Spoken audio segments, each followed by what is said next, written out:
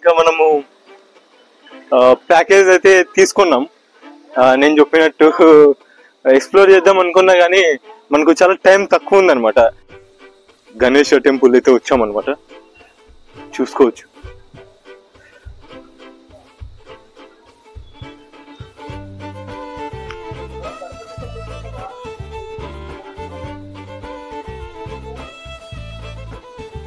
ఇక్కడ నుంచి చూసుకున్నట్లయితే టౌన్ ఎంత నీట్ గా కనిపిస్తుందో. లైక్ యాక్చువల్లీ మనం ప్యాకేజ్ తీసుకోవద్దు అనుకున్నాం. వినాయకుడిని దర్శించుకుందాం, తర్వాత ప్యాకేజ్ గురించి మాట్లాడదాం.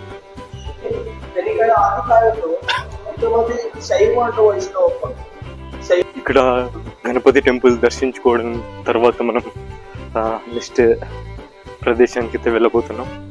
యాక్చువల్గా మనం ఆటో తీసుకున్నాం అనమాట. ప్యాకేజ్ ఎంత ఏంటి అని మొత్తం మీరు తెలుసుకోవాలనుకుంటే షూర్గా లాస్ట్ దాకా వెయిట్ చేయండి. నేను లాస్ట్లో తిరిగ్గా నేను రైల్వే స్టేషన్ రీచ్ అయ్యాక చెప్తా మీకు బడ్జెట్ ఏంటి, మీకు నేను ఎలా తీసుకున్నా అనేసి, మొత్తం ఎందుకు తీసుకున్నా అని కూడా చెప్తా మీకు. వర్షం వచ్చినప్పుడు రాయి విరిగిపోయింది అనమాట లోపల. ఓకే అన్నా, ఓకే ఓకే ఓకే. ఇక్కడ వచ్చేసి నరసింహస్వామి శివలింగం రెండు ఇక్కడే ఉన్నాయి.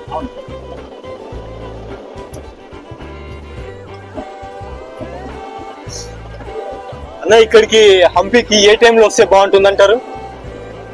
ఇప్పుడంటే కొంచెం ఎక్కువ, ఓకే, ఎండ ఎక్కువ ఉంటుంది అనమాట. నవంబర్ డిసెంబర్ లో వస్తే అప్పుడు ఎండ తక్కువ ఉంటుంది, జనం ఎక్కువ ఉంటారా? నాకు తెలిసి ఓకే, ఇలాంటి టైంలో రావడమే బెటర్. మనం జనం తక్కువ ఉన్నప్పుడే పీస్ఫుల్ గా చూడగలం. లేకపోతే మీరు జూన్ జూలై కొంచెం వర్షం ఉంటుంది. అవునవును, అప్పుడు ఉంటుంది అనమాట. అవును, చాలా వ్యూస్ బాగుంటాయి. అలానే ఇక్కడ శివలింగం కూడా ఉందన్నమాట. ఇక్కడ రెండు కూడా దర్శనం చేసుకుని మనం వేరే ప్లేస్ కి వెళ్దాం. నాకు యాక్చువల్ గా ఈ పిక్స్ అన్ని కూడా మా ఫ్యామిలీలో చాలా మంది పిక్స్ చాలా వాళ్ళు యంగ్ ఏజ్ లో ఉన్నప్పుడు ఇక్కడ తీసుకున్నారు అనమాట. నెక్స్ట్ టైం ఆ పిక్స్ నేను ఇక్కడ రిపీట్ చేయబోతున్నా అంటే నాకు కొంచెం చాలా సంతోషంగా ఉంది. చూసుకోవచ్చు నరసింహస్వామి విగ్రహం ఎంత చక్కగా ఉందో.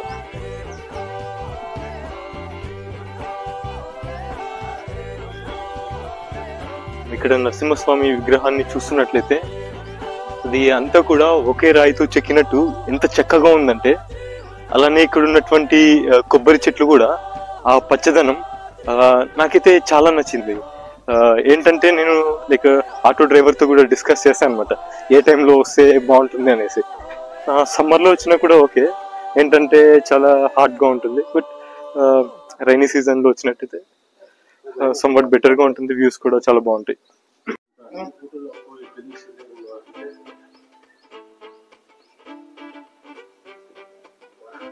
ఇక్కడ నరసింహస్వామి విగ్రహం పక్కనే మనకు శివలింగం కూడా ఇలా ఉంటుంది అనమాట. చాలా పెద్దదిగా ఉంటుంది, వాటర్ లో ఉంటుంది.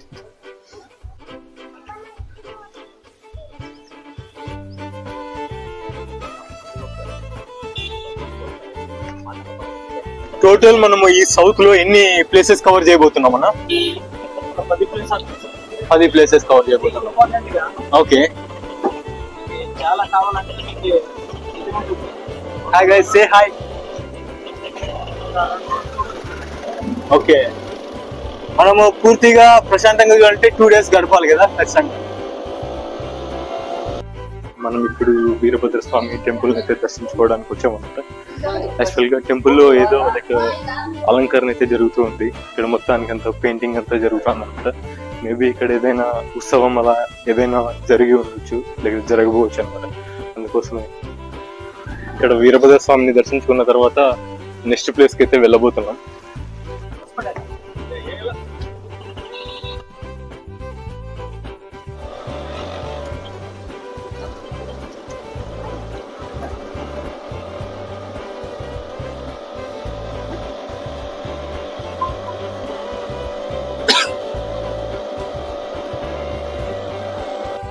తర్వాత మనం శివ టెంపుల్ కి అయితే వచ్చాం. ఇక్కడ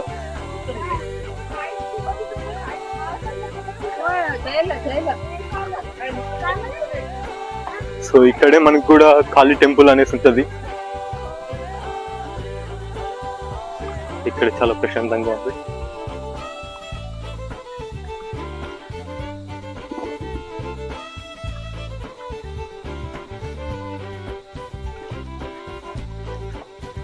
వీడియోలో నేను కనిపించడం కంటే ఈ ప్లేసెస్ తర్వాత మంచి మంచి వ్యూస్ చూడడం నాకు ఇంపార్టెంట్ అనమాట. అందుకోసమే మేబీ ఈ వీడియోలో నేను ఎక్కువ కనిపించకపోవచ్చు.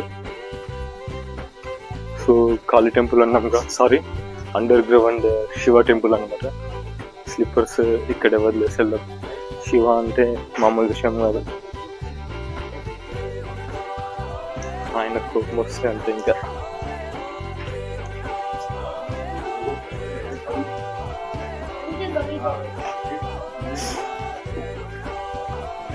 ఈ టెంపుల్ చాలా డౌన్ లో ఉన్నందువల్ల వర్షపు నీరు తర్వాత వీళ్ళు వదిలేని నీరు అన్ని కూడా ఇలా వచ్చి చేరుకోవడం అయితే జరిగిందనమాట.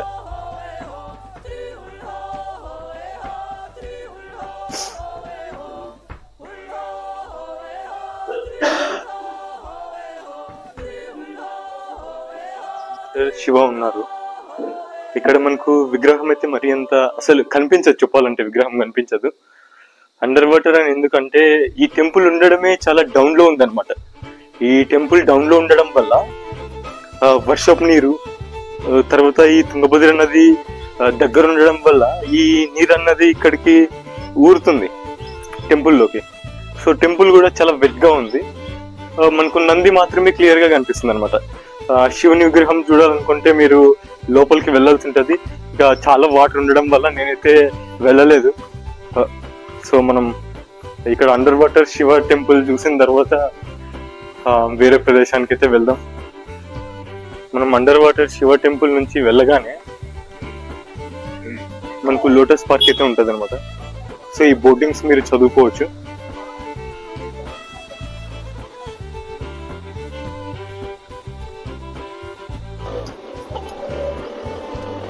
ఈ హంపి మొత్తాన్ని యుఎన్ఎస్ఓ లైక్ తర్వాత ఈ ఆర్కాలజీ వాళ్ళు చాలా పనులు వాళ్ళు హెల్ప్ చేస్తారనమాట. లైక్ ఫైండ్ అవుట్ చేయడం కానీ లేదా అంతా వాళ్ళే గవర్నమెంట్ ఆధీనంలోకి తీసుకోయింది.